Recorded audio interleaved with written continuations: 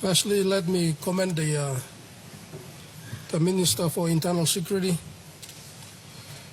for his statement today with regards to his plans to formulate a white paper on internal security. I am yet to see a similar statement from the Defense Minister as to when the Defense White Paper is going to be ready, and also on the Foreign Affairs Ministry as to when the Foreign Affairs White Paper is going to be brought to Parliament. But on this particular statement, Mr. Deputy Speaker, what concerns me is, we are coming up with the plans to formulate the white paper. This white paper should have been formulated a long time ago, similar to what I've mentioned about the Defense Force and the Foreign Affairs. I am more interested in addressing the current issue that's facing us in the country. I've always advocated that before we talk about development, we must address the law and order situation in our country. The practical situation is that the law and order situation in our country is spiraling out of control. In here, I have not seen any action plan. What is our force readiness to address different kinds of law and order situation? We have the normal law and order situation about robbery, pickpocketing and all that, and then now you have imagined the tribal fights. Then you have the kidnapping that's going on. Then you have the drugs smuggling. Before we go into addressing this issue, I have not seen in this white paper as to how we're going to fix the police force itself and the CIS, the welfare of our policemen and women, the welfare of our correctional services. In the military, we used to say, if you house your men well, if you feed them well and you clothe them well, you ask them to jump, they will ask you, how why, sir? How why? We have over years allowed our policemen and women, our CIS, our defense force to continue to suffer. You go and visit your barracks, they all run down. Their pay condition, their uniforms, they are supposed to wear 3 pairs of uniform. And you expect them to perform their duty. And I tell you, they will give you 0. They will give you 0 because you are not looking after their welfare. You deploy the policemen to the islands, they leave behind their wives and children.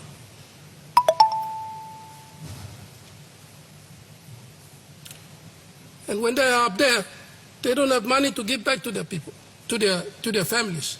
And then you don't pay their allowances on time. You expect to come to this floor of Parliament with a white paper and say you're going to have these things implemented. You can't implement it because in reality you have not looked at the people who will implement this white paper for you.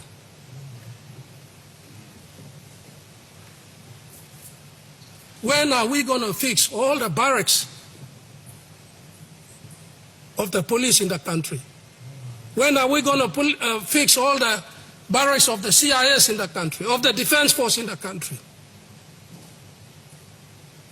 These are your 3 main security agencies.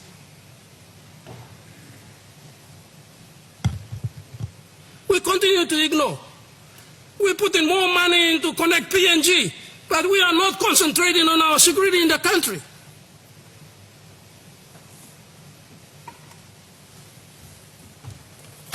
You can build up new buildings. Tomorrow they will burn it down, they'll pull it down because of tribal war.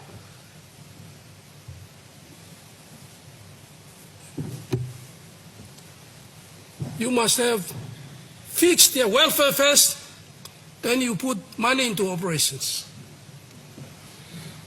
I've already debated before. This year's budget of more than 400 million has disappeared. There's no more money in the police force. Where's all the money gone? And trust me, all the money has gone into higher cars.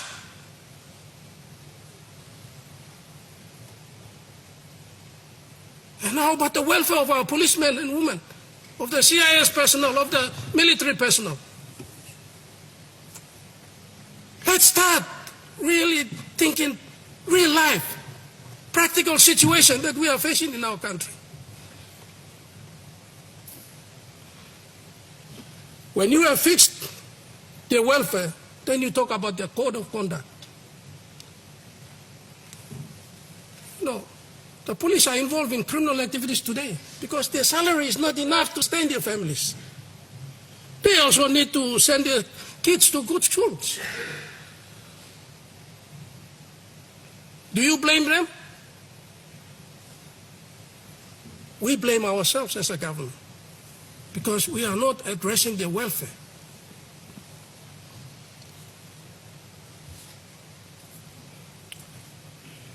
Mr. Deputy Speaker, law enforcement, we have the laws in our country already. Enforcement is the problem. Then the core issue goes back to the welfare of the policemen. Most of the policemen are now escorting the Asians, the businessmen and women, because that's an easy way to make money. Because they don't have enough money in their pay packet. They ask you to go and pay for their fuel to go and solve your problem because there is no money for operations. Practical situation, no money to put fuel in the vehicle.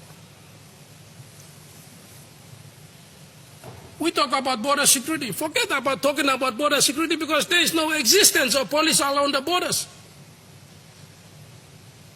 There is crime taking place almost every minute of every year.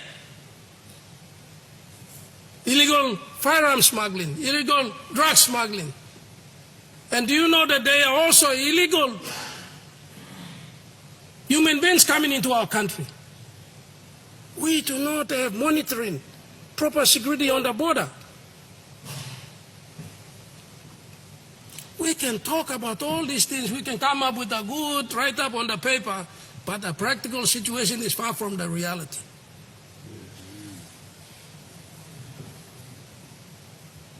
The counter-terrorism, we are not ready for counter-terrorism. We don't have the capacity.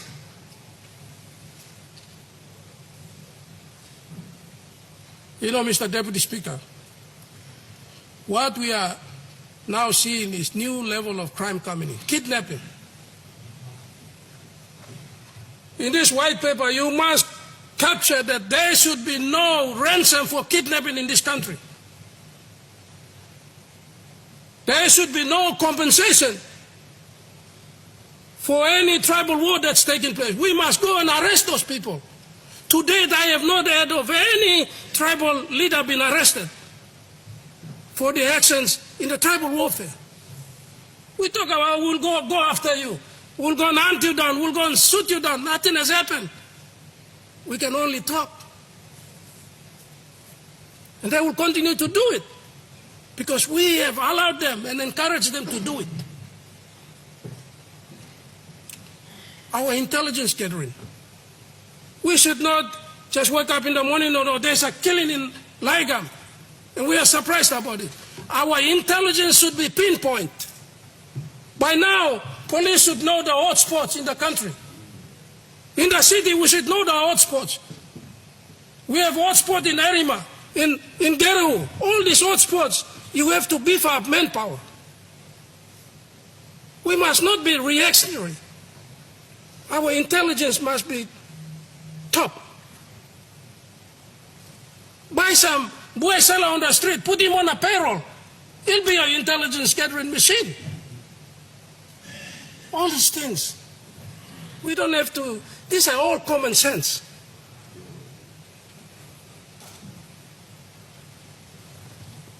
emergency